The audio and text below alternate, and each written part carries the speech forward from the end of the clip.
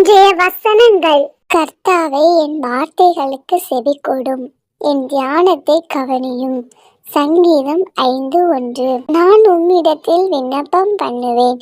என் ராஜாவை, என் தேவனை, என் வேண்டுதலின் சத்தத்தை கேட்டருளும். சங்கீதம் 5:2. கர்த்தாவே, காலையிலே என் சத்தத்தை கேட்டருளுவீர்.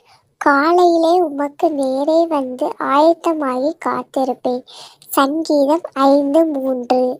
நீர் துன்மார்க்கத்தில் பிரியப்படுகிற தேவன் அல்ல, தீமை உம்மிடத்தில் சேருவதில்லை.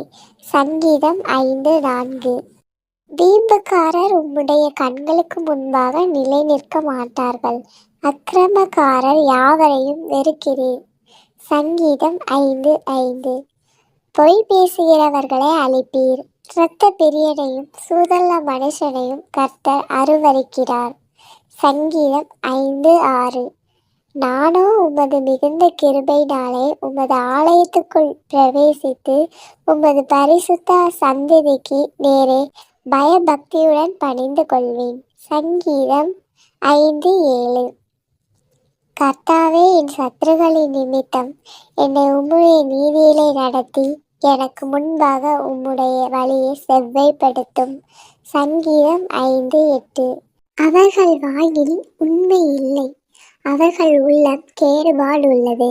அவர்கள் தொண்டை திறக்கப்பட்ட பிரேத குழி, தங்கள் நாவினால் இச்சகம் பேசுகிறார்கள். சங்கீதம் 5:9. தேவனே, அவர்களை குற்றவாளிகளாக தீரும். அவர்கள் தங்கள் ஆலோசனைகளாலேயே விழும்படி செய்யும். அவர்கள் துரோகங்களுடைய திரட்சி நிமித்தம் அவர்களை தள்ளிவிடும். உமக்கு விரோதமாய் கலகம் பண்ணினார்களே. சங்கீதம் 5:10. உம்மை நம்புகிறவர்கள் யாவரும் சந்தோஷித்து எந்நாளும் கெம்பீரமாய் இருப்பார்களாக.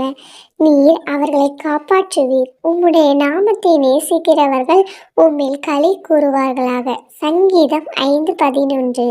கர்த்தாவே, நீர் நீதிமானை ஆசீர்வதித்து காருண்யம் என்னும் கேடகத்தினால் அவனை சூழ்ந்து கொள்ளுவீர். சங்கீதம் 5:12.